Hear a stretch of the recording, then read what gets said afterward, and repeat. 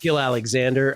The reason we are doing this on Wednesday again for week 2, I know MegaPod listeners are sort of used to the Thursday schedule. Maybe we'll go back to Thursdays. We'll have to play it with the studio. But Stephen A. has the studio tomorrow. He's got Canelo Crawford stuff tomorrow. I think maybe even Canelo and Crawford, if I'm not mistaken. I have no idea. So that's why we got bumped. We got bumped by Stephen A. To Wednesday, which is great because we get it a day in earlier. As always, the pillars of the show, the regulars from his mom's cork attic somewhere outside of Pittsburgh, Pennsylvania, in Squirrel Hill. Todd Wishnev, everybody. How you doing, Toddy? What's up? With a new microphone. How much did that microphone cost, Todd? $60? No, I'm not using the microphone because it's not. It won't hook up to the new tablet. So we're gonna. So this is your old microphone? No, this is the new. This is the. Last week I was on the old laptop. This week I'm on the good tablet that I have, and that one always worked, which we should have done last week anyways. But whatever, I forgot. Okay, but is it the new microphone or not? Yes or no? I said it wasn't first time. Oh, okay. All right. He doesn't listen, Todd. I still don't understand. And Will Hill, everybody, and not the Will Hill, by the way. Todd is T Wishnev on Twitter, looking like he's in witness protection. Will Hill, host of the Shoulda Bet More podcast and part of the Bear Bets empire. How you doing, Willie? Gilly, what's going on? I guess we could just use this time to make the big announcement, the new format. We're no longer giving out football picks. We're just going to read the contents from our group chat and go from there. So it should be a fun fun hour or so. That's what Todd and I did. We spent 5 minutes talking about do you go for 2 when you cut the lead from 10-4 for 5 minutes on a numbers game this morning. I'm sure that was well received. And the rotating guest for week number 2, last week it was Steve Fezzik. And by the way, let me just say in advance, we apologize for the picks collectively. Oh. That did not go well. But Todd with a commanding 1-2 record, insurmountable lead, it feels like, after week 1. But that's pretty reflective of how bad it went for everybody. We'll talk about that momentarily. Our rotating guest, the emperor of the Bear Bets podcast empire at Fox Sports, and of course, star of Big Noon Kickoff College Football Saturdays, Christopher Fallica. What's happening, Chris? Now, I am neither an emperor nor a star, but I appreciate the kind introduction there. By the way, we have what part of the group text do we want to read? By the way, where should I go? Not the part you're thinking of. Not that part. I bet the Aces plus 500 to win it all after they beat the Lynx. That was Todd Wishnev at there you go. 11:50 a.m. I think they're plus 385 now, Todd. So I actually posted it at the time that Chris, I actually posted it at the time I did it. If you scroll all the way back, you will see it. You see, I won't be able to scroll all the way back because I usually delete all my messages. Like when they get really long, I go back over like a couple of days and just delete. That way, you know what the weakness of this podcast is? No. Talking random. I was going to shit. say a lot of them. Which of the weaknesses? A lot of them. Okay. Tim Lawson, MegaPod historian, has this to say. He says, the Bear has been on the MegaPod 4 times to date. This is, by the way, all in celebration of the 15th year anniversary of this podcast, the MegaPod. He said 4 times to date. His first appearance was week 12 of 2020, the week going into Thanksgiving, as of course we remember that was the pandemic. A big discussion was regarding the rules of COVID impacting a game in Survivor. There was uncertainty to a game being played due to players testing positive, and Mike Palm, who was on the podcast at the time, emphasized that a Survivor selection would lose if the game didn't finish by 2 a.m. Pacific on the Friday after Thanksgiving. Man, what a world it was back then. It was originally Jason Kahn's idea to have Fallica on the MegaPod. Fallica didn't appear on the MegaPod again until week 12 of 2023, then twice last year for 1 regular season and 1 postseason. He adds, the Bear is looking to right the ship after starting his MegaPod run with a couple of 1-2 performances. I was going to say, I knew I stunk last year. So thank you, Jason Kahn. I appreciate that. I knew you wouldn't be smart enough or kind enough to invite me. That's right. Wouldn't occur to me that the person I text with every day would be on.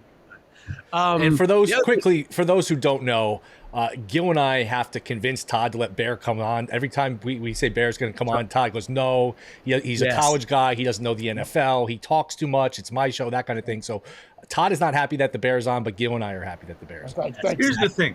If you're going to say a specious lie, make it believable. That wasn't even believable. Try harder. Do better. Good use of specious, though. Okay. But the records. I want to say this. Well, before the records, I want to say this.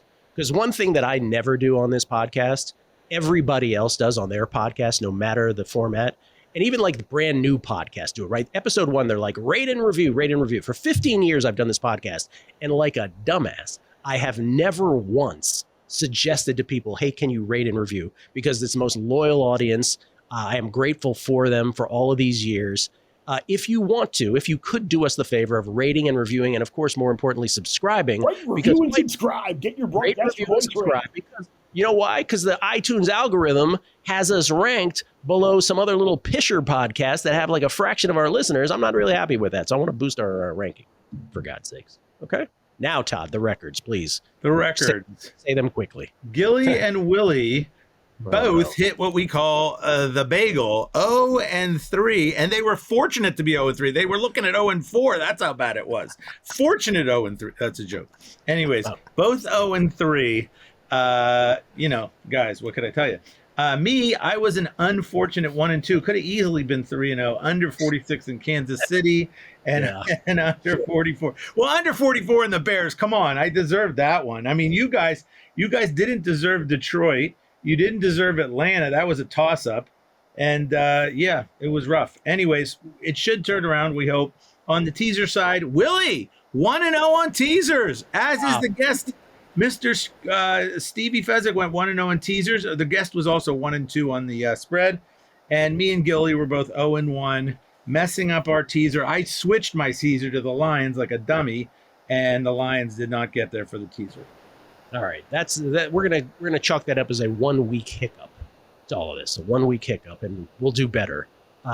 Again, our records have been stellar in past years. Not a you good guys hear that background like wave? I do hear the wind. Yeah, you hear the wind? Is that what you're hearing? Something. Yeah, a little bit. It could be my window. It's a beautiful day here in Connecticut.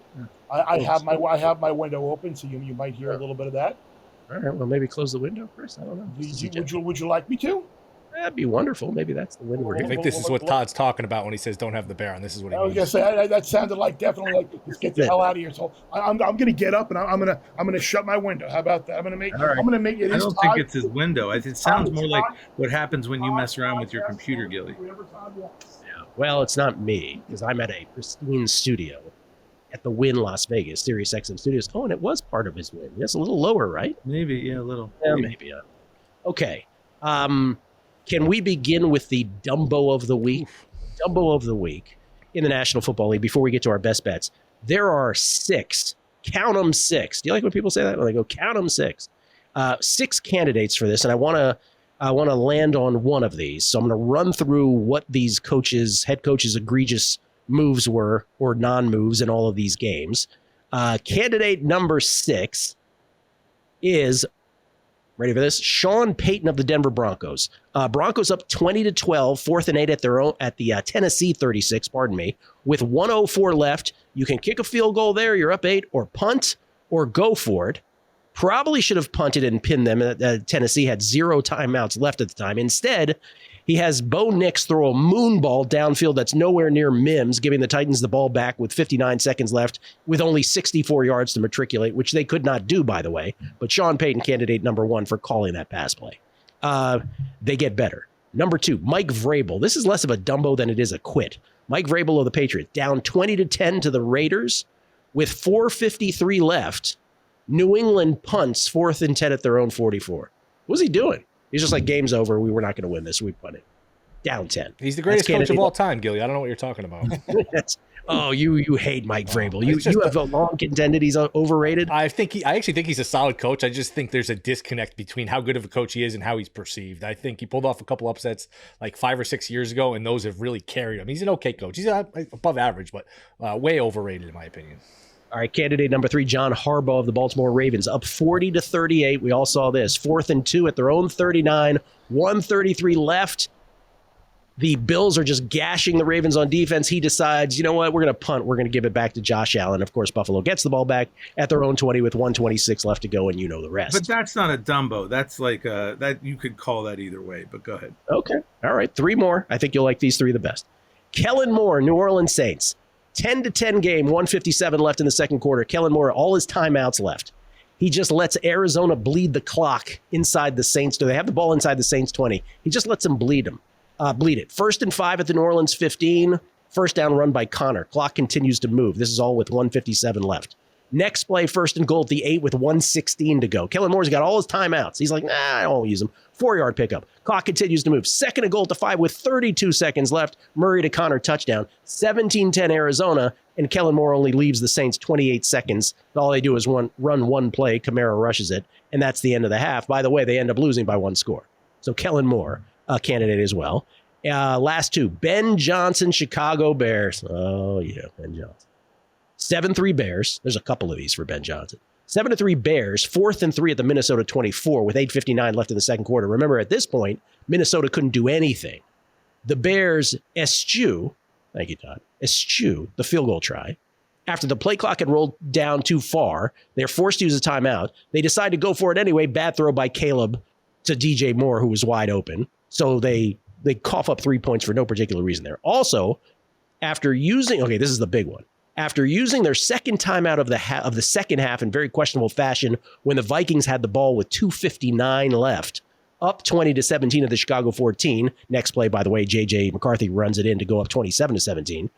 At 27-24 with 2:02 left, Chicago with only 1 timeout left now after the ill-advised second one, incredibly decides, we're down 3, it's north of the 2-minute warning, we only have 1 timeout left. Incredibly, he decides not to onside kick the ball or kick the ball through the end zone to keep the clock north of the 2-minute warning. Instead, he kicks it to Ty Chandler in the end zone, who correctly takes it out so that the clock runs south of the 2-minute warning, effectively ending the game as the Bears only got the ball back with 9 seconds left deep in their own territory.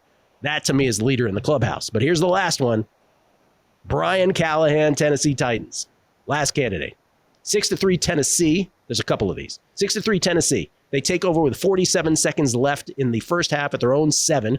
Instead of running out the clock with Denver only having 2 timeouts left. Incomplete, then a sack by Jonathan Cooper. Tennessee has to punt from the 1 with 39 seconds left in the first half. They net 38 yards after a nice Mims 16-yard return. Denver with the ball at the Tennessee 37 with 27 seconds left. PI, then nicks to Sutton from 22 out. Touchdown, Denver. So that's the first gaffe. And then with 2:52 left in the third quarter, Tennessee down 13-12, 1st and 20 at their own 31. Callahan does not challenge an Elik Iomanor catch, would-be legal catch on the sideline, which would have netted 21 yards and a first down in Denver territory, despite everyone on the Titans sideline signaling elbow down. When questioned about this non-challenge after the game, Callahan said an elbow does not equal 2 feet, which, of course, he is incorrect about. He probably should know the rules. Who is your Dumbo of the week? Todd Wishnev. Callahan. And I'll tell you why, because we see this every single week. If you watch college football, you watch pro football. I don't think these coaches know how to do risk reward from inside their own 15-yard line at the end of the half. Why are you running plays at all? What good is going to happen? There's not enough time for you to get in field goal range all the way down inside your own 15-yard line. And, especially not with the way they were moving the ball at that time. Maybe if you had some high-powered offense, you had Josh Allen or something, but it's not like they have Josh Allen. But even so, even if you say, okay, I'm going to try to get something here, you have to make plays that keep the clock running. So just in case you don't give the other team a chance. Why is this such a hard concept for these guys? I see these guys sometimes in college or in pros, 17 seconds left at their own 17, they hand off before the end of the half. Why are you even risking a handoff? Take a goddamn knee. What is so hard about taking a goddamn knee? You get nothing by handing the ball off. He's not breaking an 83-yard run. Just go to the goddamn half. That drives me so absolutely bananas. And coaches do it all the time. I don't get it. It's bad, and it was bad after the game when he didn't even know the rule on the non-challenge.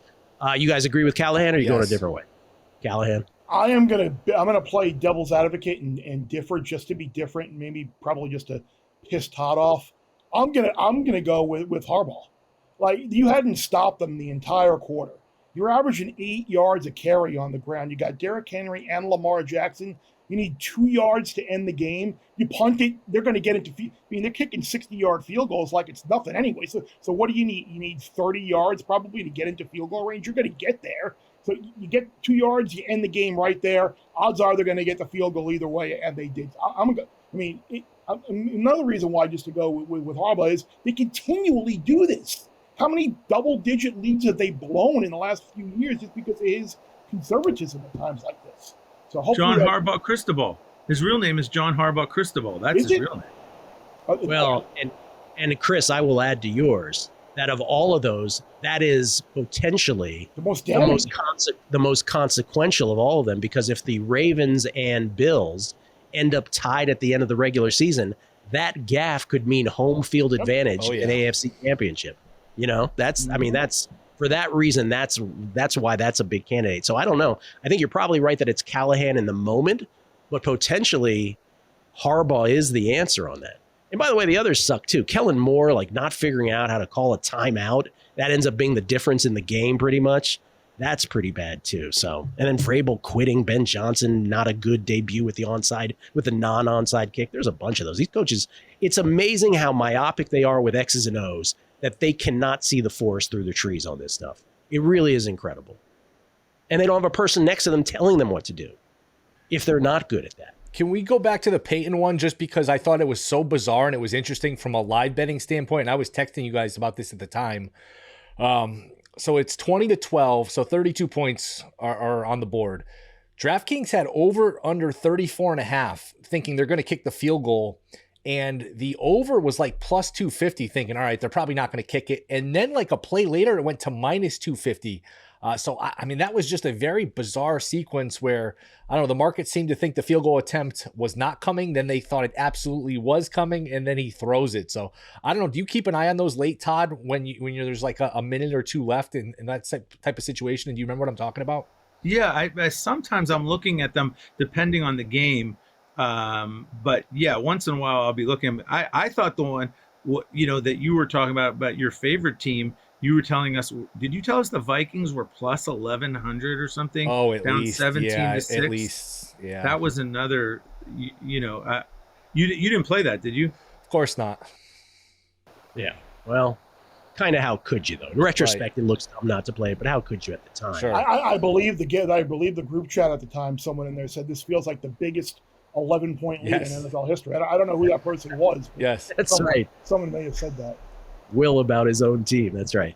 Well, Todd, was that your? I remember thinking after what we saw last night, because this is a night after Bills Ravens, and Bills were 40-1 on the live line with like 4 minutes left. I remember thinking, you know what? After last night with this league, how unpredictable it is, it's only 11. You should probably take a shot at whatever 12, 13-1, which it was. And of course, I didn't. But I don't know. Just thought it was interesting. Yeah. No, that Denver thing is noteworthy because that's when the betting markets almost are telling you he did the wrong thing, right? Like everybody else thinks this is going to happen, and then what the hell did you just do having that? Well, he picked the one out of the three that you couldn't do. You could kick the field goal, or you could pooch punt the ball, and I got no problem with either. I'd rather him pooch punt it. Actually, I have Denver and Survivor, and I'm just like, just pooch punt the stupid ball. We don't need no 53-yard field goals because you could miss it, and then they're starting out at the 35-yard line or where the 43-yard line. Yeah. We don't want that. So just pooch punt the ball, which I thought that was right. But 4th and 8, now you're going for it. Like it was almost as if he thought there was only like 10 seconds left, and if they threw a moon ball, it would run out the clock. I'm like, guy, there's still plenty of time left. Now, luckily, they have a great pass rush, and it's not like, Cam Ward. Yeah. Cam Ward I didn't think he was that bad. I just thought he didn't have any time to throw. If you don't have any time to throw, the greatest quarterback in the world is going to look bad. And, that was the situation. That Denver pass rush, I think, is going to be, ferocious. By the way, Knicks was crap. We deserved to lose that game, really. The truth is... That was the other thing about that last play is that Mims was kind of like they could have completed that pass if he had thrown a normal pass, but he threw that moon ball. It made no sense. None of it. I don't know if you guys agree with me that Knicks I thought was a disaster area in that game. A candidate for a sophomore slump after one game, that's for sure. All right, any other in game? Or we're ready to go to the best bets, Todd. One little thing I like the fact. Oh, just quickly, I like the fact that Gill has added the word spaz describing these quarterbacks. I think he said Caleb Williams is a spaz. Cam Ward is a spaz. I haven't heard you use that. All the years we've been friends, I haven't heard you use the word spaz. Then this weekend, it was just coming out left and right. I really enjoyed it. Because Caleb Williams is the ultimate spaz, right? Like you cannot tell me that Caleb Williams is destined for greatness when way too high of a percentage of his plays are so frenetic, right? Like, why is he the guy that, like, I'm just making up a number, but 30% of his plays are spaz plays where he's just running for it's like, and Troy Aikman did such a great job of this, I thought, on the broadcast. He didn't try to kill Caleb, but you could tell he was trying to get the point across of, yes, this kid makes some spectacular throws. By the way, he makes just as many inaccurate throws, but he clearly does not understand what's happening pre-snap. So some of those plays that result in these frenetic plays, or as I call them, spaz plays, he could avoid if he just read the defense properly and then adjusted before the ball is even snapped. And so, by the way, that's Tom Brady's pet peeve too. When he first started at Fox, he says his biggest pet peeve was listening to these announcers praising these, like the Calebs of the world for these great passes they made in traffic, when in fact, the play should have never happened if the quarterback was minding his P's and Q's or understood what was happening, Todd, you were saying, what do we do next Thursday? Yeah, no, I do have a quick in game that I prepared that I wanted to just quickly talk about. The Bucks game was 10-10 at the half. Everybody had 43.5 up for the second half, 23.5 more points. I had a little spidey sense that said to me, with the score 10-10, there's a good chance this game could be 20-20 at some point, and it could end 23-20.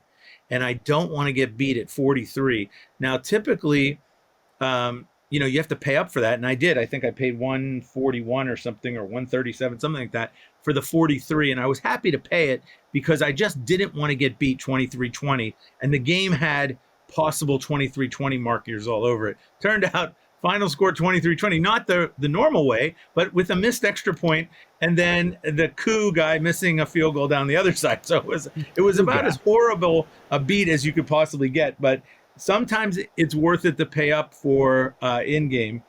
And the only other real quick thing I want to say is you got to look at these low line totals when offense is happening early.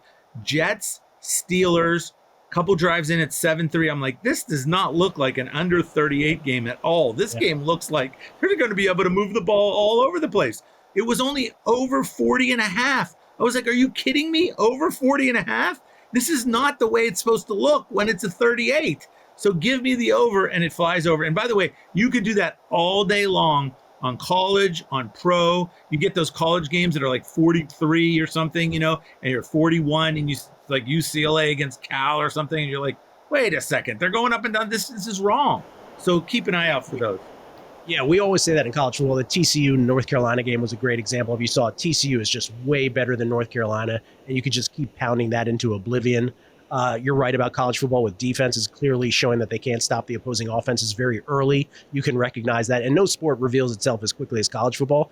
It's rarer for it to happen in the NFL, but you did a great job of sussing it out with the Jets and the Steelers. Like, you were all over. You're like, no, this game is nowhere near what it was lined with the total. So can I give one too? Just because I did give them in the group chat, and I posted both of them on Twitter actually, which was fun to see some people tail along. It's one we've talked about a while. And when you have a good team, a good offense, and they're down double digits, I would say it's rarely wrong to not play the quarterback over attempts. We saw it with Goff, and it took a little late magic to get there. Allen went way over, but you're going to get in a position where this team, all right, they're going to be down double digits most of the game. They're going to be throwing. I don't know that those are always priced correctly. So quarterback over attempts when you got a pretty good offense, a pretty good quarterback, and it becomes a double digit lead. I still think there's some meat on the bone with those. Okay. You love those, by the way. You do a great job with those as well. Do you agree, Toddy?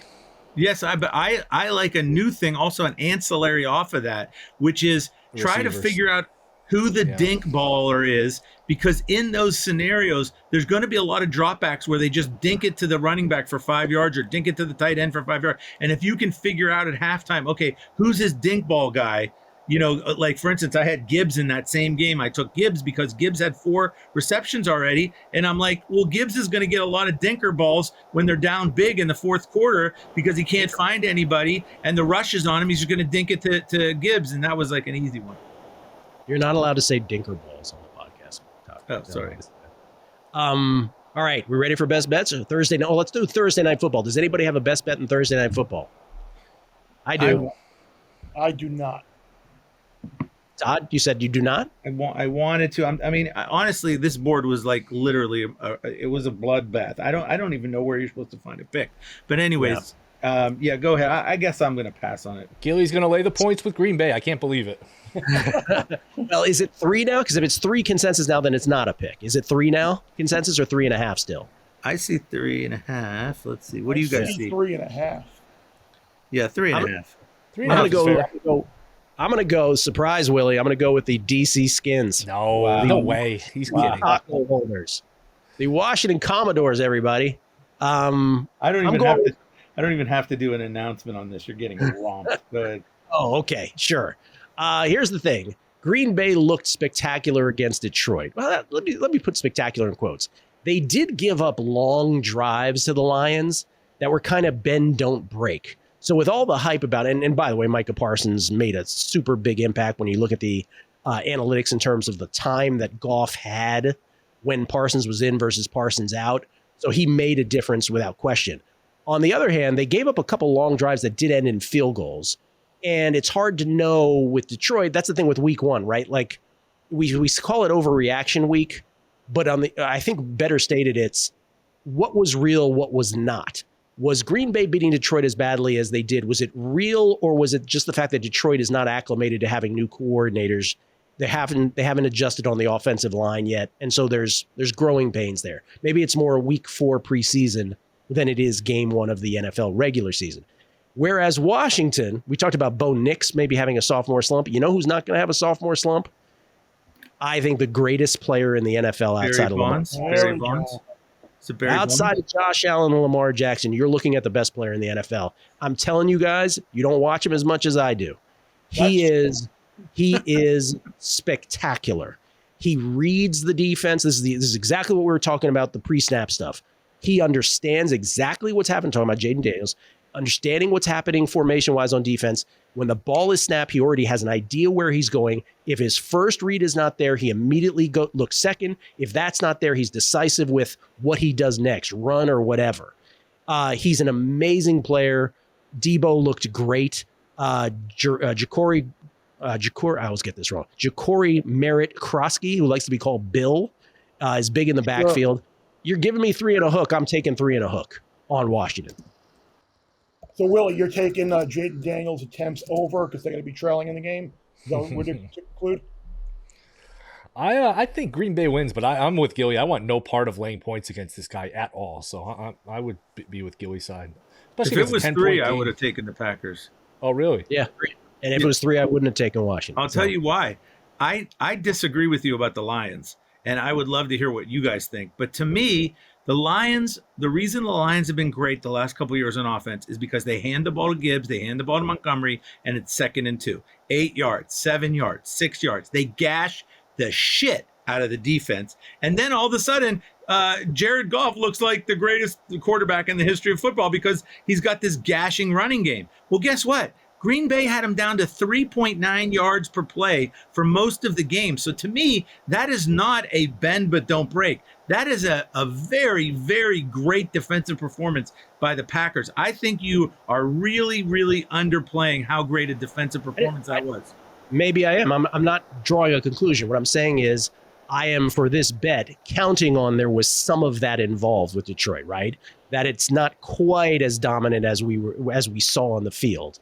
But you might be right. I'm just saying. I'm going with the little dash of, okay, a bit of growing pains on Detroit's side. I was going to say, you worried about the Lions at all? I don't want to do game 1 overreact, but that offense, I mean, that did not look like the same offense that stretched the ball downfield and all these explosive plays. I mean, I know you got the new coordinator. It might take time, but that had a little bit of a coordinator doesn't trust Jared Goff like Ben Johnson did.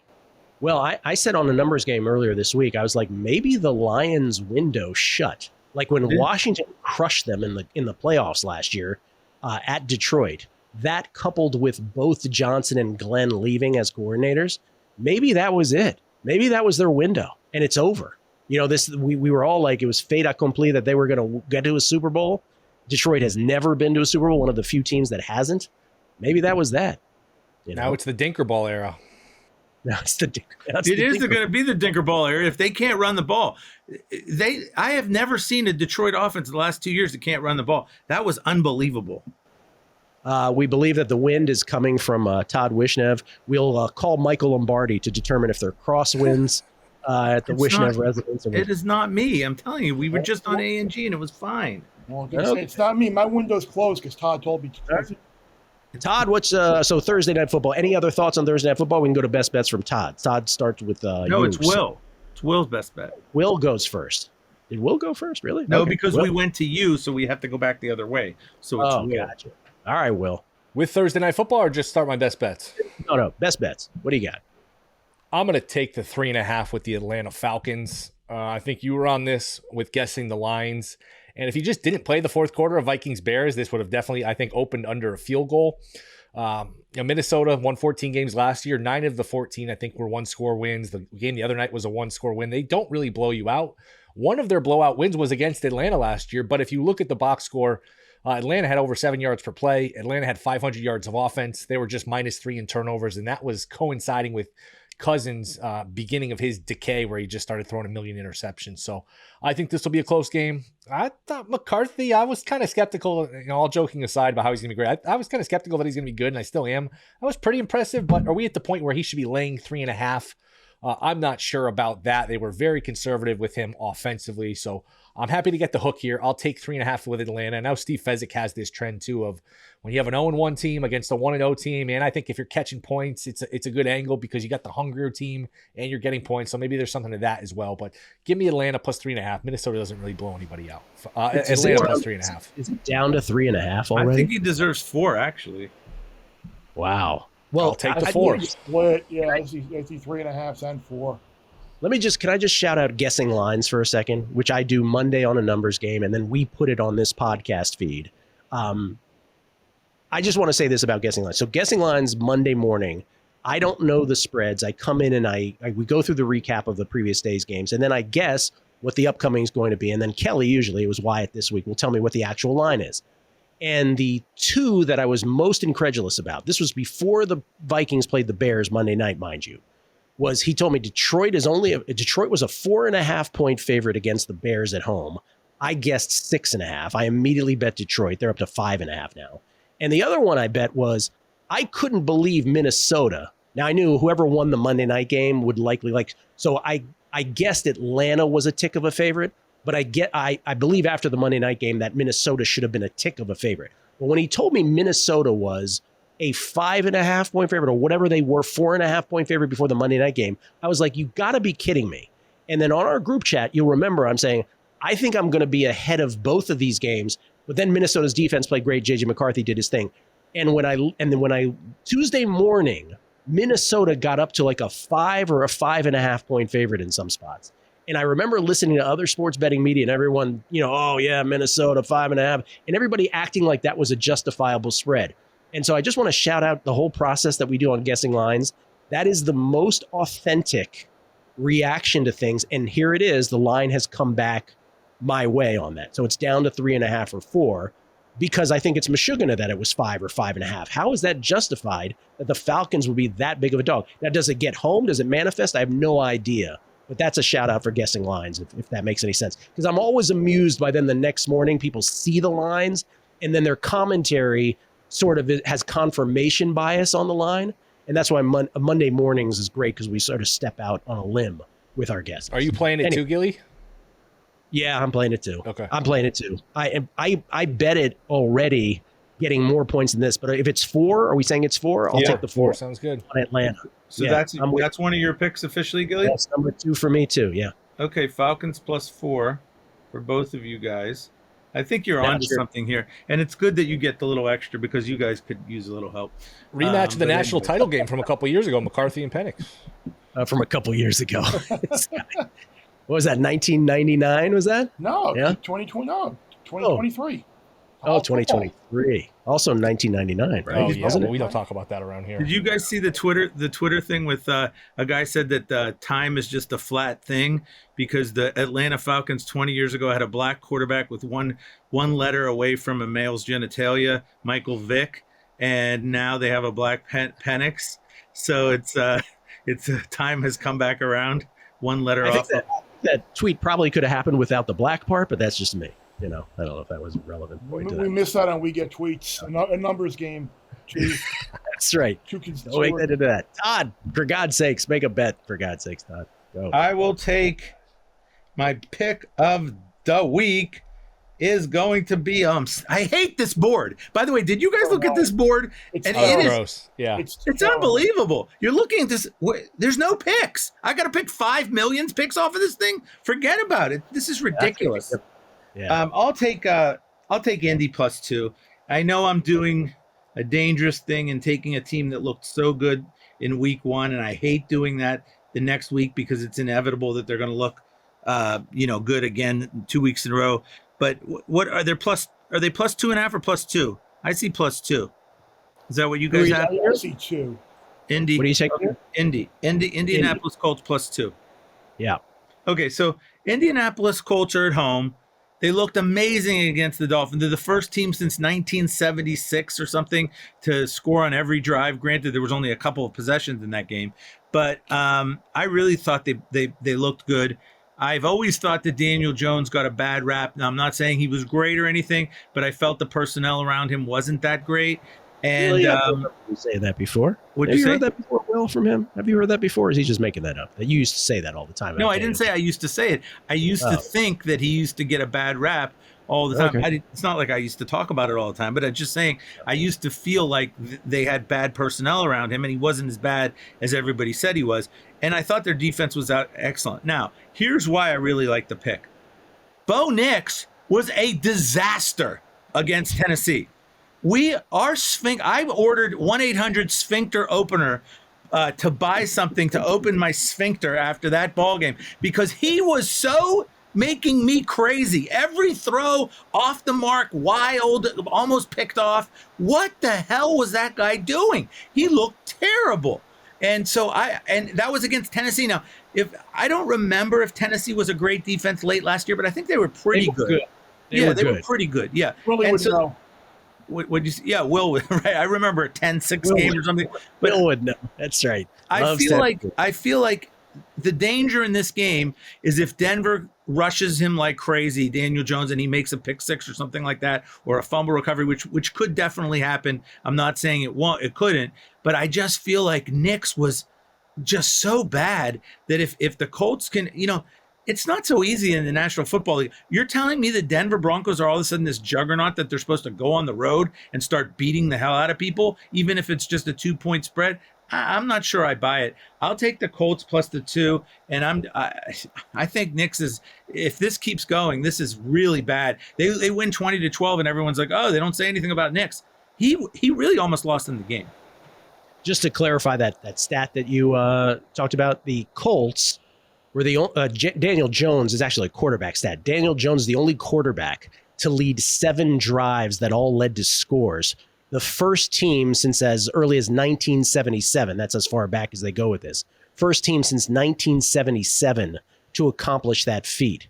So that's a clever little stat, but it's sort of a little kitschy one too, because think how many teams end up with the ball with seconds left at the end of the first half and they just like, we'll go to the locker room, or like, hate to bring up the 1991 Redskins, but you gave me an opportunity. 41-0 week 1 against the Lions.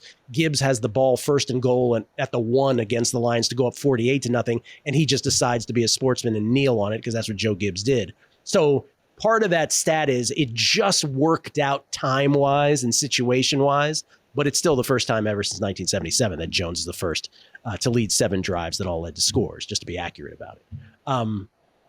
Christopher Fallica, the Bear, El Oso. What do you got? I am going to swallow hard and close my eyes. I'm going to lay the 3.5 with the Bengals.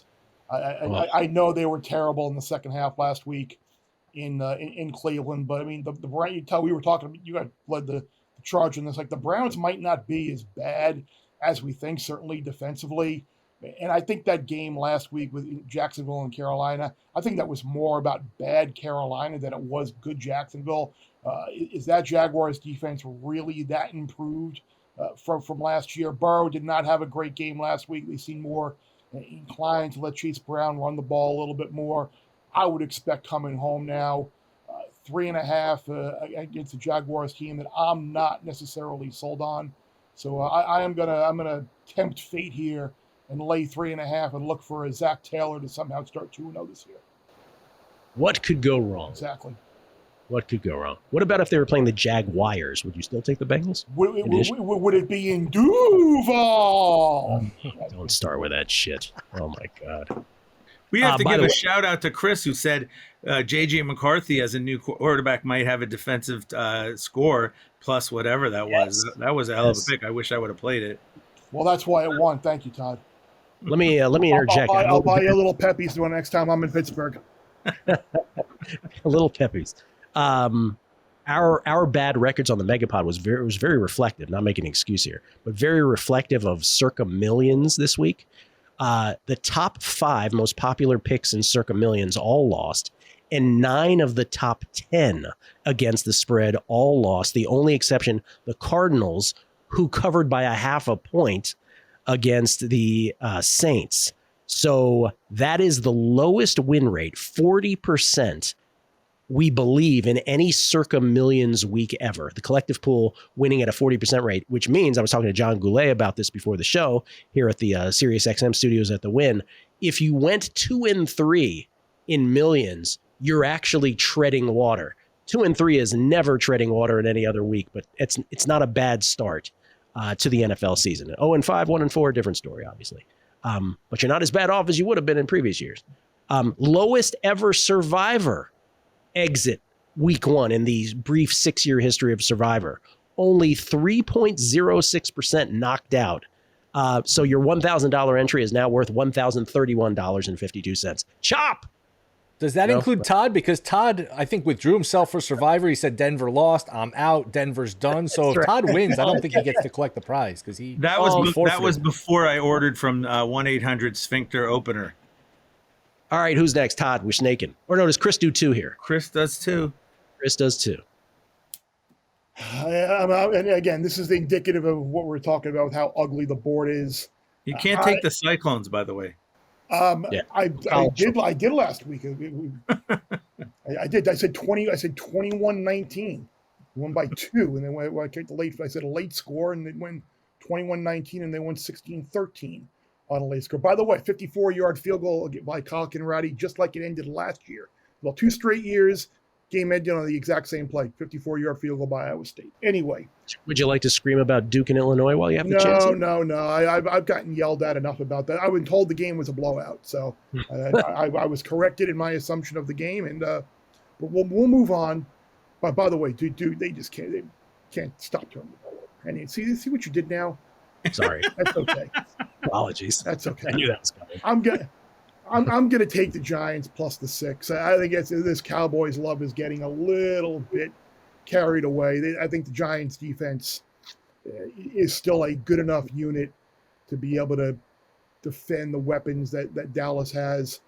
6 points feels like a lot, even with shitty Russell Wilson at quarterback.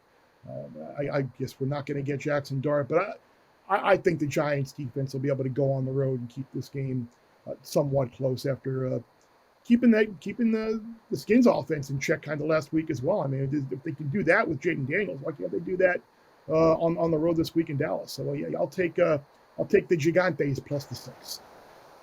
Will Hill with a good Jackson Dart for Offensive Rookie of the Year play at 22-1, expecting Dart to be the Giants quarterback pretty soon. That's right, Will? You think next week or the week after if this doesn't go well this week? I think it's sooner rather than later now. Maybe Wilson comes out and he turns back the clock and he comes, puts up 24, 28 points, and then we delay it. But you're not going to have too many more performances like that from Wilson without seeing Dart. And once Dart is announced the starter, whether it's in a week or 2 weeks, that 22-1 is going to get slashed probably in half, maybe a little bit more, maybe a little less. So I just think getting ahead in front of the number makes some sense.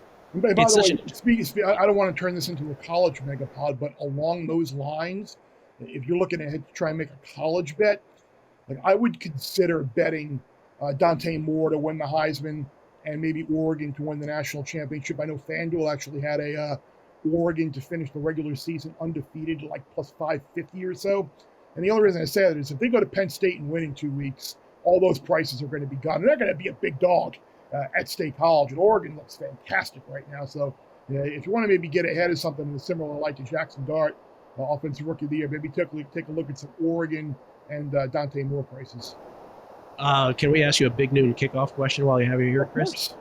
Who's the biggest dick of all of the people on air with you at Big Noon Kickoff, and who's the nicest person? The biggest dick is me. And sure. And the nicest person is Rob Stone. Rob Stone. I love him, by the way. Great host. Awesome Rob. Dude. Awesome yeah. Dude. And he's really good. They're all yeah. Maybe you guys can jam some more people on that desk. By the way, it's not awkward at all. I was gonna say we can get Portnoy and I on the set. Just go like 7 wide. It'll look good. Breaking news. Can I chime in with some breaking news? Yeah. Yes. Please. The 4 of us are being scolded right now by Steve Fezzik on the group chat saying it's too busy this time of year. You got to stick to sports, and he's really doesn't. Seem he wants to start another one. He wants to start another one that's just picks. Okay. So silly. Shut up. By the way, did you guys? I have a question for you. When I played, when Minnesota was up 49-0 with 10 minutes left in the second quarter against Northwestern State on Saturday, and I played under 84.5.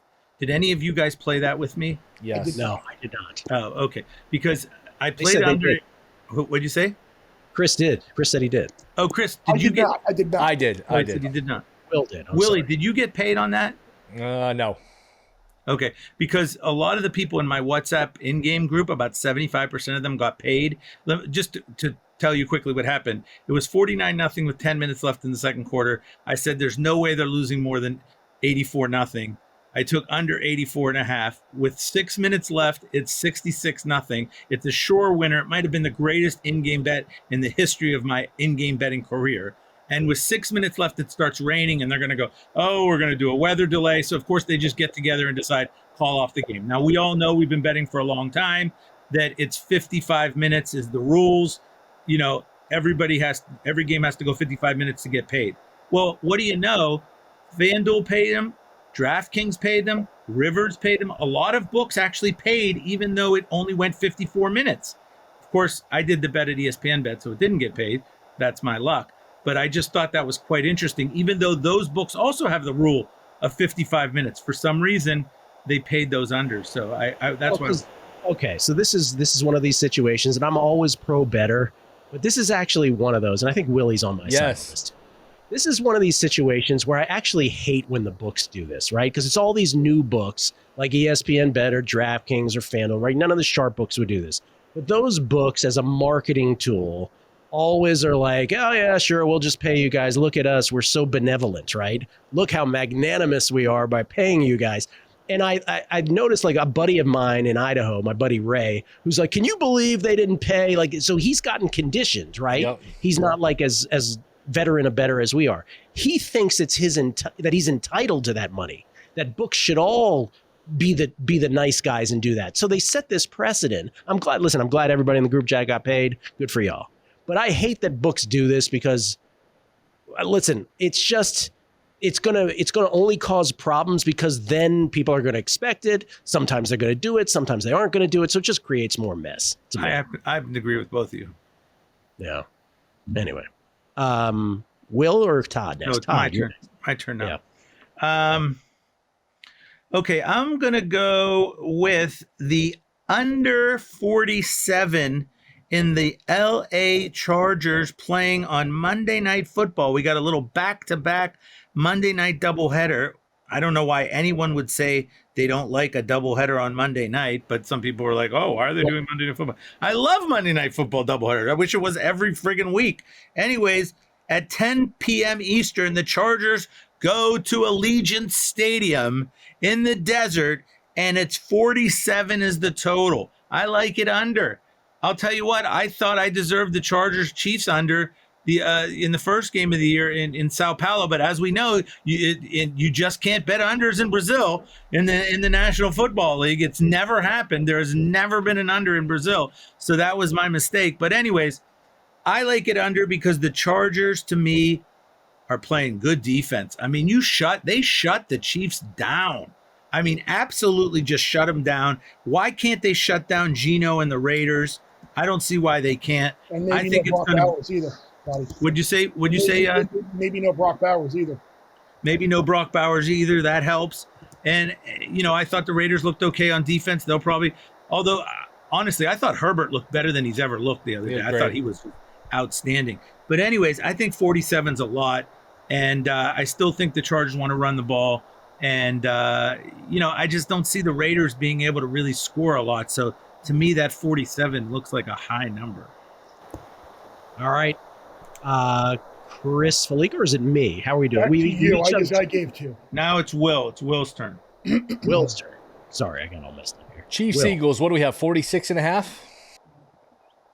Chiefs, Eagles, I have 46.5 and 47. What do you guys have? Chiefs, Eagles, a rematch of the Super Bowl, by the way, it should be noted. You sure about that? Yeah. Some people were like, oh, yeah, I forgot about that. Let's see. Total. Yeah, 46.5 is what I have. I'm going to go over. I think I mentioned this last week. I didn't use it as one of my picks. Obviously, I gave it out on another show, the Chiefs over. We've talked about this for a couple of years where the Chiefs are a sneaky under team. I mentioned last week, I think that might be coming to an end. I think they were borderline elite defensively a couple of years ago. I thought last year, especially the second half of last year, they really regressed defensively. They're shaky against the pass. They don't have a great secondary.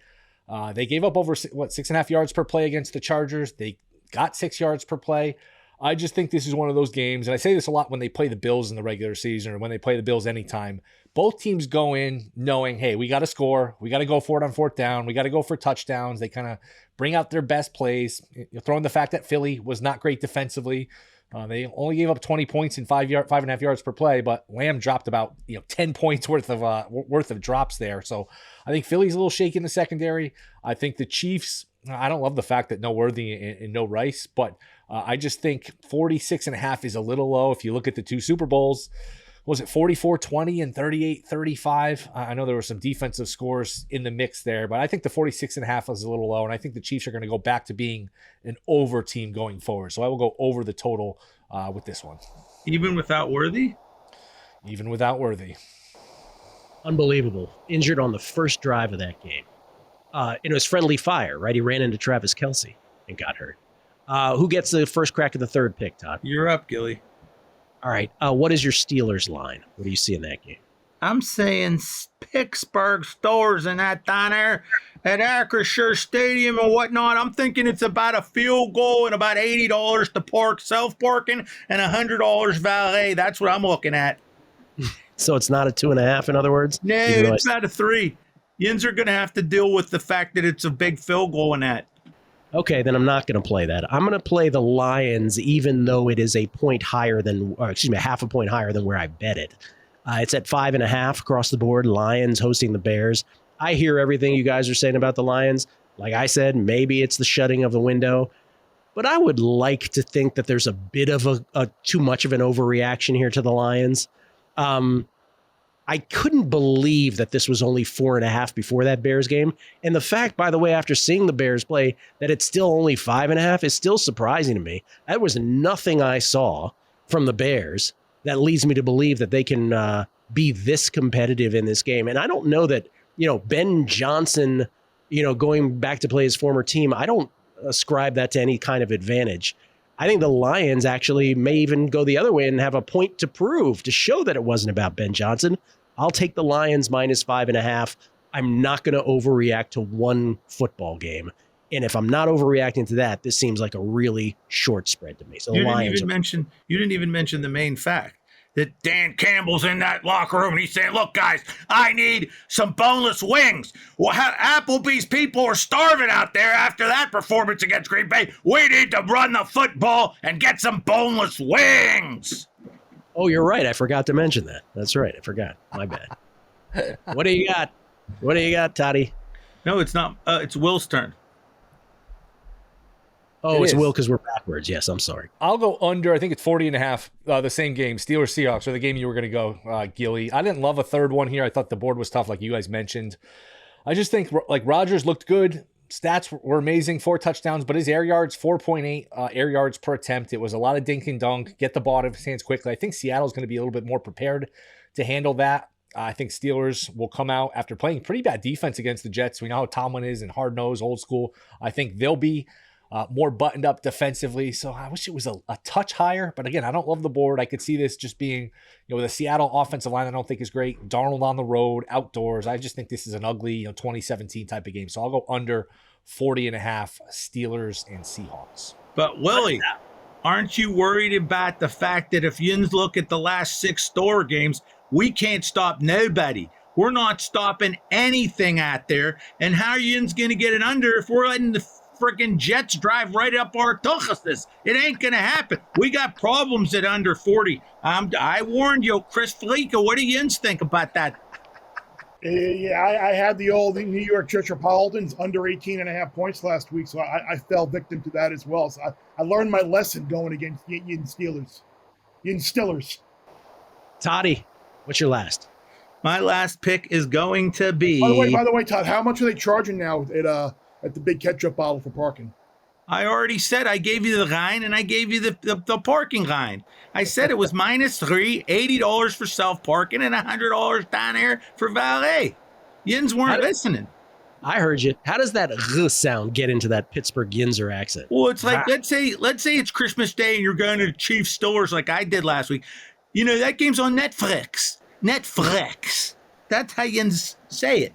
And how did you end up not talking like that? Because I would have preferred you if you talked like that. Well, if Yins would have gone to Hebrew school like I had to do and that, Yins aren't really allowed to talk like that down there. So let's blame Hebrew school for a whole bunch of things. All right, what is it? What do you got? Okay, I will take... It's a real tough call for me to decide what to do here. But you know what? I'm going to go all in here on this Denver game. Under 42 in the Denver Broncos game. I just think this is the only thing I can think that I really have any real, conviction of. And that is that Bo Nix sucks. Or at least he's not as good as not yet. Yeah. He's a little overrated, let's put it that way. And I just think that I looked at the drive charts. Now, remember, we said Indy scored on every drive. The drives were incredibly long. There were like 6-minute drives, 7-minute drives, 8-minute drives. It was unbelievable how long those Colts drives were. So to me, and Indy's going to have to do that against the Broncos because the Broncos pass rush is very, very destructive. So I would think they're going to have to do a little dinking, a little running, a little this, a little that. Danny Jones, try to hold on to the ball. And I just don't see Denver doing a hell of a lot on offense. So to me, this game has all the makings of, 17-16 or, just a real grinder type football game. I don't believe in Nix. And look, maybe Nix will come out and throw for 4 touchdowns on the road and I'll look like an idiot. Maybe, if I do, I'll just tip my hat to Nix. But, I don't know about you guys, but he just was so inaccurate. It just drove me crazy last week. Todd, in the interest of being fair, I think you get 42.5. Ooh, do I really? I think you do. I see 42.5 painted, yeah. I'll take under 42.5 for Todd. Oh, you're right. I'll take the under 42.5. Thank you, Gilly. And finally, national mainstream media celebrity Christopher Fallica. Your last. I had this pick written down, and now that I know that Todd is on the other side, I'm gonna root for Todd to lose. I laid the 2 with the Broncos. Again, I think that was more about how it's just funny, like the consensus preseason opinion that the Dolphins were absolutely going to suck. That one might just actually turn out to be right. Yep. And I know the Colts and Daniel Jones played. Remember last year after like weeks 1 and 2, like, oh my God, are the Saints the best team in the NFL? Let's just slow down with Daniel Jones and the Indianapolis Colts. I think that defense will travel, that offensive line will travel, that running game will travel, and I think Toddy with that old Daniel Jones maybe pick 6 kind of prediction before that could manifest as well. So I will lay the 2 with the Denver Broncos on the road here in Indy. By the way, this. Do you hear that, Gilly? Oh, do you hear that? I hear it. I think I hear it. I got to turn the radio up a little bit here. 14 seconds to play. The Broncos lead 17-13. Colts have to get a touchdown here. Jim, what do you think they're going to do? I think it's going to be Daniel Jones taking it himself at the 8-yard line, back to back. He's doing exactly that, Jim. He's going back. No, he's going to do the quarterback keeper. He dives for the end zone. touchdown! Daniel Jones hits the pylon, and the Colts win it 20-17. I was waiting to make sure that if he got it inside the pylon or if he hit the pylon. I wasn't sure what it was going to be, but I was waiting for it. Can we shout out Jaco Bellis at Wapisi Capital on Twitter, who went to ChatGPT. Todd has this brown shirt with these white stripes. He went into ChatGPT. He gave him a picture, and he said, make this man purple. Give him a microphone as if he's shouting at a football game with a guy going to the pylon. And it came back with the most awesome animation. It's so good. It's now Todd's avatar on his Twitter. It should be. Before we get to the prop of the week, teaser, and the final questions, that stuff about the Giants and the Dolphins is interesting to me because the Jackson Dart thing, you have in Joe Shane and Brian Daboll, GM and head coach in New York, two guys who are desperately trying to hold on to their job. And so there's this human element of job preservation where they're like, well, what will give us a better season? Oh, let's play Russell Wilson. Let's play Russell Wilson. He'll give us a better season. Maybe we'll keep our jobs. They don't say this out loud. This is in their heads, I'm imagining. And now I think they might be realizing, oh, maybe we're not better off with Russell Wilson. So we'll see how this goes and how quickly if Russell messes up again, because they had two goal-to-go situations against Washington, and they could not punch it in. We'll see how that goes. And then the Miami thing, I agree with you completely, Chris, which is they were so bad week one, and they play New England this week, that if it goes badly against New England, not only is Mike McDaniel probably the first coach on the chopping block this year, and easy, we've said this before, football establishment, it's easier to turn on a nerdy, quirky guy with capri pants than it is like a Dan Campbell kind of guy.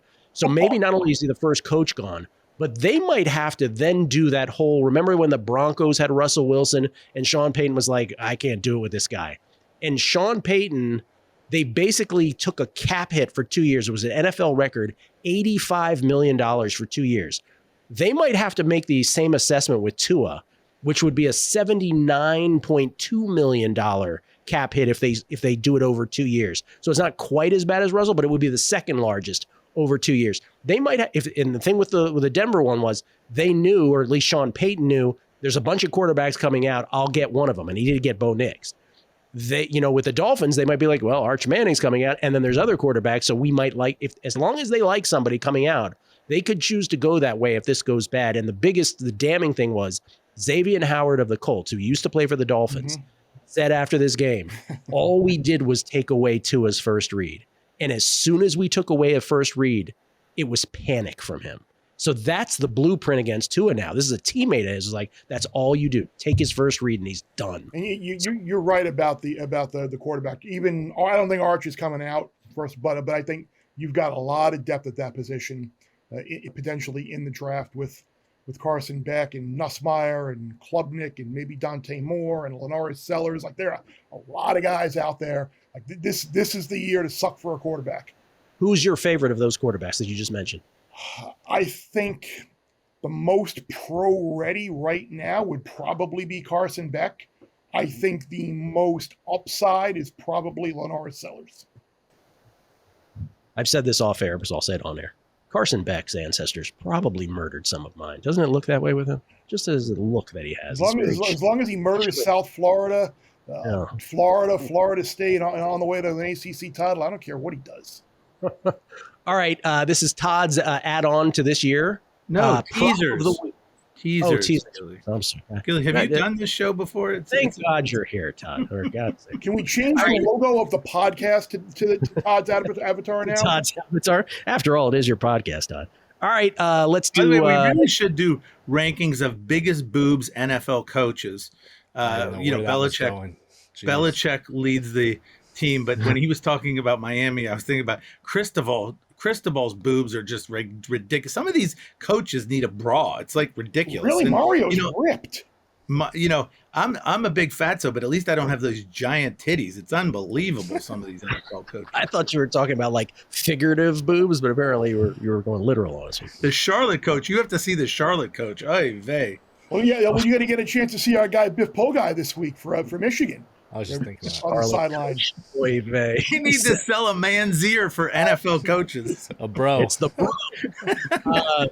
Christopher Fallica, your teaser of the week, 6.2 legger. I will go Rams down to just win the game. against Tennessee. I think that defense will travel. I think you got a lot of conservative play calling there by the Titans, and I'll go the Bucks up to 8.5. That Houston offensive line is terrible, and it certainly looks like Emeka Egbuka, Mike Evans, and Baker Mayfield picked up where they kind of left off last year, at least with Evans. And now Egbuka is a nice little insertion there on the slot. So give me Rams and Bucks. Right, pick him 8.5. Is that what we got? Yeah. Yeah, this is not a fun teaser week either, really. Todd? I was really impressed with Baker Mayfield in that last drive there. He was quite outside. He's really coming into his own there, Baker. I will take the Arizona Cardinals playing the Panthers at home. I believe they are -6.5, so I get it down to -0.5, right? Yep. So -0.5 on the Cards. I just think that, remember last week I was talking about Carolina. Are they the team of the first 13 weeks, or are they a team at the end that look pretty good? Well, it may be that they're still back to who they really are, which is crappy, and that Young can't make the reads and they're in big trouble. So I'll take the Cards just to gut out a win, and I'll put it with the game of the week for me, the Indianapolis Colts plus the 8. I'm getting 8 points at home. I'm taking it. I've already talked enough about that. Willie. Do we have 1.5 for New England, Miami? New England, Miami Dolphins. It's 1. What do you guys see? I see 1. Yeah, 1. You left him an opening, Will, to sing that. I did. I didn't even sing it. I just said. All right, I'll take Tampa plus the 8.5, and I'm with Todd. I think Arizona wins the game. So Tampa 8.5 against Houston, 2.5 to go up to the 3 and the 7, through the 3 and the 7 with Arizona. So Arizona, Tampa. And I'm going Arizona, same reasoning, to beat the Panthers, pretty much outright there, down to 0.5 point. And I'm pairing it with the Chiefs to get to 7. It is not a wonger, but can the Chiefs really go 0-2 here and get beat out of the gym? I'm thinking not. I'm figuring Patrick Mahomes will figure out a way to keep it close, especially after the Super Bowl, for God's sakes. So Cardinals, Chiefs for teaser of the week, which leads into Survivor.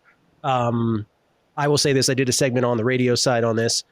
Of the 8 biggest spreads, there are 4 teams that I am not willing to play based on future value, 4 teams that I am considering. The 4 that I am not playing: Niners on the road, because we don't know about Brock Purdy. George Kittle's out, but we don't know what's going to be Purdy or Mac Jones. Bills are 6.5 point favorites at the Jets, but there's plenty of other places that are better than this to use the Bills, and the Jets are kind of feisty. I wouldn't play the Bills here. What's the 3rd and 4th that I don't want any part of? 3rd and 4th. Don't want any part of the Vikings. Rams at the Titans. Titans scare me. I agree with you, Todd. I think Ward was better than his box score looks, and their defense was really competent last year. So I'm not messing with the Rams. And there's probably one better place to use the Rams later in the year. And the 4th that I am not playing is now I can't figure out who the 4th was. Oh, Minnesota. Minnesota was the 4th, but now they're not even a big spread, because I just think that spread was wrong, and I wouldn't trust that Minnesota spread. I just want to say this again about that. The Tuesday morning, this is how you know bullshit. Tuesday morning when everybody's like, oh yeah, Minnesota should be 5.5. Absolutely. It makes perfect sense. I'm like, are you kidding me? There's no way. The 4 that I am considering in Survivor: Arizona, because this is the best probable, the best spot to use Arizona the rest of the year, home against the Panthers. They're one of the teams I'm considering. And then in Circa Survivor, there are 3 teams that are playing on Thanksgiving: Baltimore, Dallas, and what's the 3rd one? Baltimore, Dallas, and the Bears, Lions? No, Baltimore, Dallas, and the Detroit Lions. Yeah, that's Baltimore, Dallas, and Detroit. What did I say before that? Oh yeah, I said Bears, Lions. Right. So Baltimore, Dallas, and Detroit play on Thanksgiving, but the Eagles play on Black Friday, the day after. They are the obvious, and I think they host the Bears. So they're the obvious play to keep for Thanksgiving. Now, injuries could happen and you'll be screwed. But I'm not so worried about playing either the Ravens hosting the Browns, the Lions hosting the Bears, or the Cowboys hosting the Giants. By the way, this might not be a better spot for the Cowboys. And Baltimore is the biggest favorite on the board. They're going to crush the Browns after what happened to them. Right? I can, because I'm going to use the Eagles on Black Friday, so I'm not that worried about it. not saying I am, but that's a consideration. Who did I say the fourth one was, by the way? Besides the 3 Thanksgiving teams, there was a fourth. Oh, Arizona. Arizona's the fourth. So one of those 4, the 3 Thanksgiving teams, Detroit, Dallas, or Baltimore, or Arizona for Survivor. Willie, were you wondering how Gilly felt about Tuesday morning people talking about Atlanta and Vikings? Were you wondering about that? Because I don't mean to make a big deal about that, other than when people take in content, it drives me crazy. Right? Like I go out on a limb guessing lines Monday morning, right? And so I'm open to ridicule for some of my guesses. But when I'm right about it and I hear the next morning, right? The next morning, people are like, oh yeah, that line is what it should be. That just strikes me as inauthentic when in fact, here it is, the line comes back, and I'm like, there you go. So anyway, I'm sensitive to that. That's why people should listen to guessing lines is all I'm saying. And by the way, they shouldn't worry about my guesses. They should play the game itself as we're doing it. It's interactive. They should do it themselves for their own thoughts on each game. Okay, Todd, this is your thing. Prop of the week. Now, the only problem here is because we have to do it on Wednesday, not a lot of props were out. So right. I don't know if you guys were able to do it. I came up with a team. You're canceling your own segment? Well, no, I'm just saying, were you guys able to find props even though it was Wednesday? No, it's like Gill said it was a stupid idea. One, Todd, you helped me find it. Packers in Washington really are the only one that have lots of props on. Go ahead, Chris. Yeah, I'm going to go Cam Ward under $188.5 passing yards for the reason. Oh, he found some. Yeah. Todd ready to cancel his own segment. For the reason. Cam Ward under 188 passing. 188.5. Okay. I got one. You want me to go?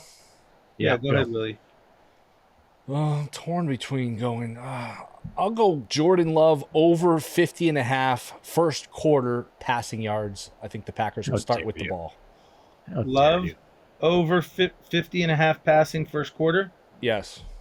Oh, share with everybody, though, what you're basing that on, Will, because that's a great point. Most teams defer. Green Bay has been taking the ball a lot. They took it in preseason. Last week, it was Detroit who won the toss and deferred, so I think there's a decent chance here Green Bay starts with the ball.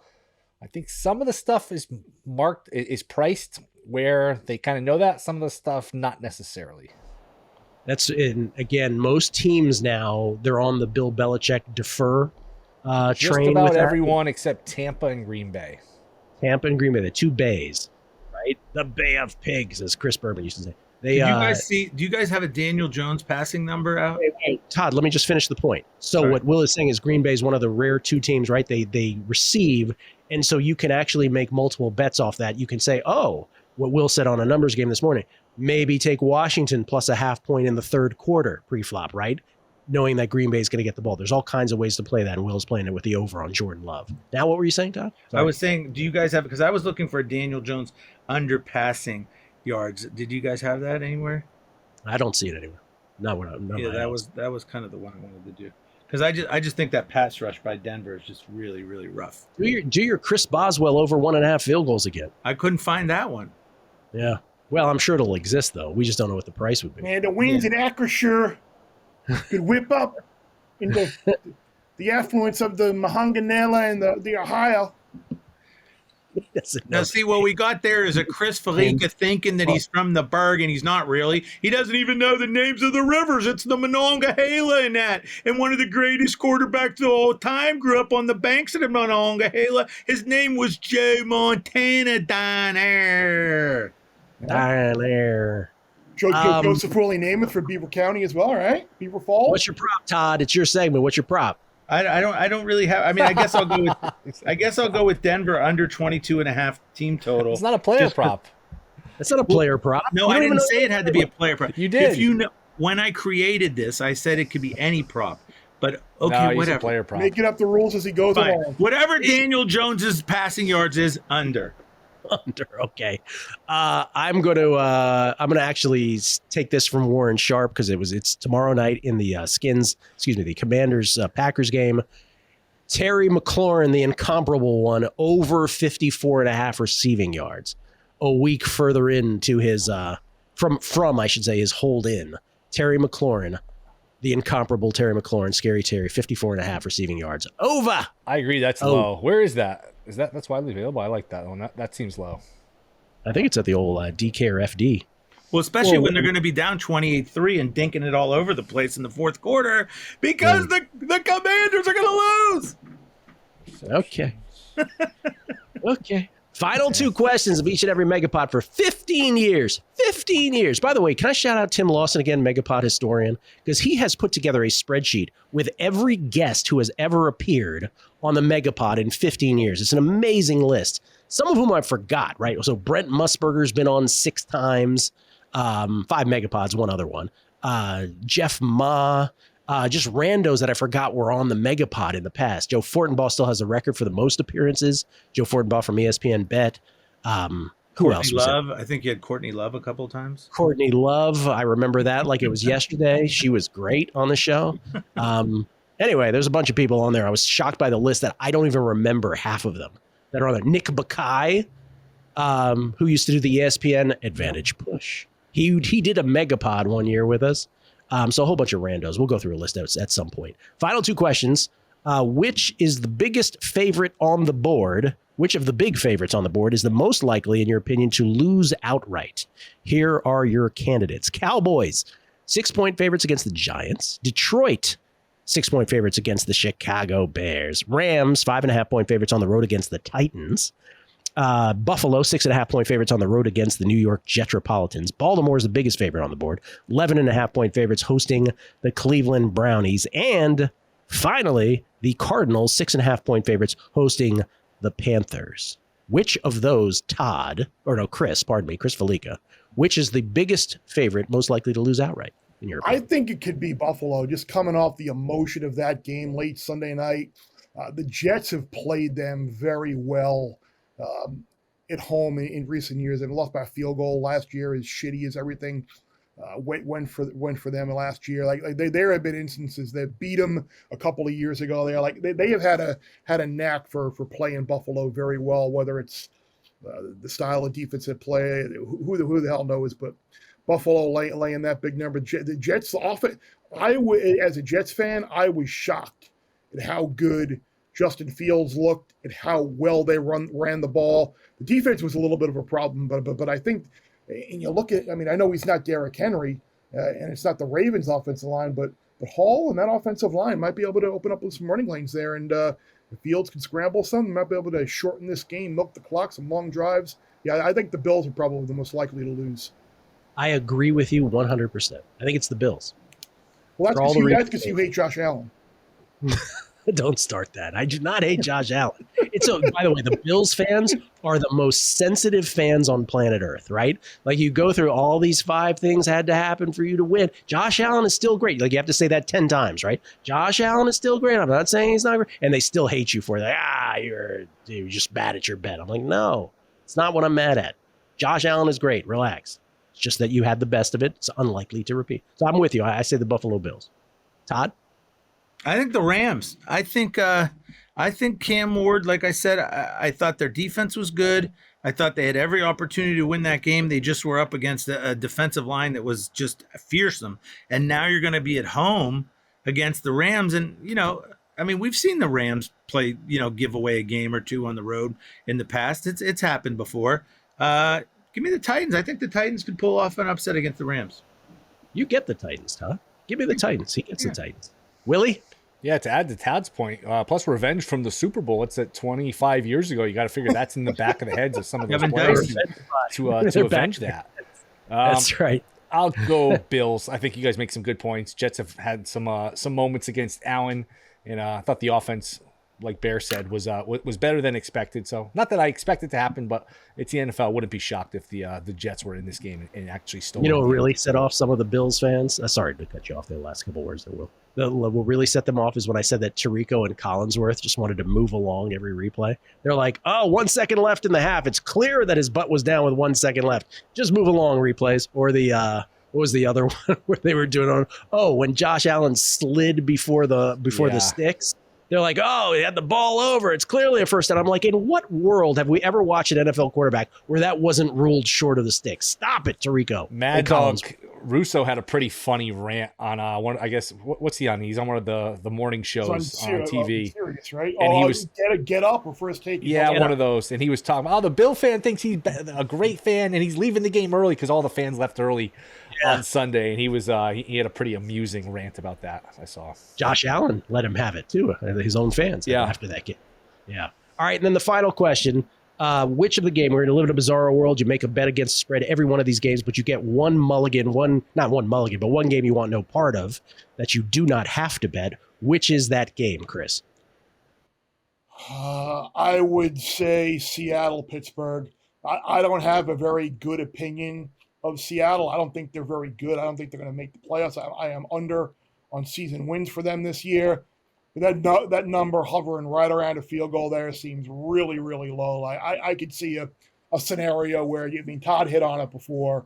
That defense gave up a lot of yards, and the Jets very easily could have won that game. And the Seahawks wide receivers had a ton of drops last week against San Francisco, and that game that they very easily could have won. So it would not surprise me at all if Seattle went on the road and won, nor would it surprise me if the Steelers took care of business and won big and went to 2-0. So I want no part of the game at all for sure. Toddy. I want no part of the whole card, honestly. But if I have to, the best decision anyone could make this week. If I have to come up with one that I really, really hate, I would say I don't want any part of the Patriots against your Miami Dolphins, because who are the Dolphins anymore? What are they? Are they good? Are they bad? Are they mediocre? I have no idea. The Patriots, again, are they good? Are they bad? Are they mediocre? I have no idea. Pass. Patriots Dolphins is mine also. It should be noted last week it was Colts Dolphins for me, and maybe I should have had conviction on that, but it's the Dolphins again for me against the Patriots. Will? Times 3. At 1.5, I was tempted to use the Patriots as a teaser because, why the hell not? 7.5 should be a close game, but at 1, you know what? You can have it. You can watch it. You can bet it. I'm not going to be involved. All right. Chris Fallica, the Bear. You may know him as that from Fox Sports. Big noon kickoff. Where are you headed this weekend, Chris? Northwestern, Oregon at Northwestern game and big noon kickoff. Great meals to be had. I'm sure I'm going to get there late, unfortunately, on Thursday, but I'm going to miss that dinner at Gibson's. But I've requested Giordano's for lunch on Friday, and then we'll find a good place on Friday night to go out. And he's going to check out Steve Fezzik's dorm room too from yesterday. Were we allowed to ask him for that in the group chat? I mean, that doesn't apply to football. No. So no girls have ever set foot in that dorm room. Wow. None. It's never happened. Whoa! I was waiting for that. I did not say that. You did. What's your favorite college town ever to visit, either in game day days or big noon kickoff? Baton Rouge is the best. Great food. Great tailgate, great scene, the thing about LSU fans that I love is that they are brutally honest. If their team is good, they'll let you know. If their team is bad, they will boo their team. They will talk badly about their team. They are brutally honest. So yeah, Baton Rouge. I done had some crawdads down there sometime. I just like saying I done bet on this Willie's pick sometimes. I done lose. They'll let you know. Don't worry. And they watch and listen. And Bear Bets podcast come out which days, Chris? Monday, we have a kind of a weekend review / little look ahead. Thursday, we have the big college one and the little NFL one. And then Friday, we've got Bruce and the Bear from Sight. So we got 4 of them now. And they're all basically been turned into digital TV shows. So, the steer now is to get everybody to the YouTube channel and watch them. So basically, it's 4 little TV shows. They're still on the Apple feed and whatever else. But you can look at My Ugly Mug, and we got some sweet graphics now. And Will Hill, Should Have Been More podcast is which days? Monday, Wednesday, Friday. Just had the Bear on. Asked him similar questions about what his favorite campus to visit in our college city in terms of restaurant, his favorite dish, his favorite everything. I had Jeff Schwartz on the other day, asked him about food, introducing a little food segment at the end because people seem to like the food content for whatever reason. People care about that stuff. Travel nightmares, food, best college town, all sorts of hotels, all sorts of ridiculous stuff they love. Best looking co-eds. That too. Chris Fallica at Chris Fallica, Fallica. Oh, do you have an answer for that? No. I was going to say on that note, the answer all of them. I was going to say maybe you shouldn't answer that. Chris Fallica, Fallica on Twitter. Will Hill is not the Will Hill, 2 E's in the Todd Wishnev, T Wishnev. Wait, Can I also say you can get on my WhatsApp in-game group if you want? I was just about to say that. Sorry. I was just about to say, WhatsApp. You go ahead. You say it. Yeah. If you direct message me at Wishnev and put your phone number there and make sure you get WhatsApp on your phone, I will be happy to add you to the WhatsApp in-game group if you'd like to be on. Sorry, Gilly, for... No, you're great. Todd Wishnev, I will say this. Todd Wishnev's in-game betting, college basketball, college football particularly, but everything is awesome. Awesome. Don't let anybody act like it's any different than that because they're just hating. It's awesome. As far as this podcast, again, please rate. What do we say? Rate, review, and subscribe. I've never said it before in 15 years, but please do to the Beating the Book podcast. And I really appreciate 15 years for y'all. Like, thank you so much. I can't believe sometimes the response on Twitter to this podcast. So thank you to everybody. Rate, review, and subscribe.